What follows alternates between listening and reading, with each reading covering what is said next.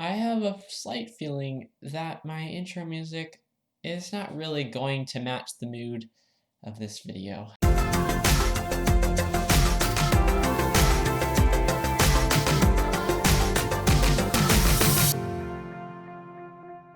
Hey guys, welcome back to Learning Curve Tech, where I learn tech with you. And today, I want to show you guys how you can create a mood in your videos through lighting. So I was actually playing with my lighting setup today, and I thought that'd be a great idea to show you guys how you can set up whatever type of lights you have to get the same type of decently cinematic shot. I don't know by any professional standards, but my motto is that if it looks good, in the end, it's all that matters. But before we get into the video, why don't you guys head down below, hit that big red button that says subscribe on it, and then hit the bell so you can get high quality creative tech videos every week, actually twice a week during the summer, but during the rest of the year, it's once a week. You will not regret it. And so, without any further ado, let's get into it.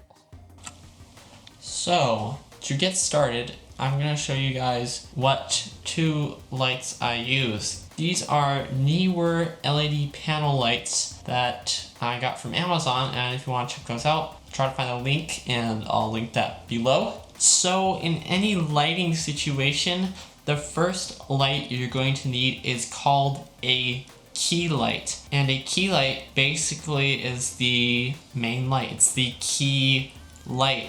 It brings most of the light into your photos or your videos, and first I'll go show you what I have dialed in on my light for that. So I have the light positioned to the right of my face. It's at an angle, I'm not sure what degree angle. For my key light, I have a lot more yellow dialed in. As you can tell, the yellow dial is almost all the way up. And one thing that this really does is it really gives you a lot of the correct skin tones. This varies depending on what skin tone your subject has, but for me, the yellow tone worked best. And although I'm doing this, I don't know if I'd really recommend this. To block out light from hitting the back wall, I put a plain white t-shirt. If you have really hot lights, I would not recommend this because you could cause a fire. That would not be good. Also, on the front of the light, I have it's almost like wax paper, but it's actually made for photography and filmmaking,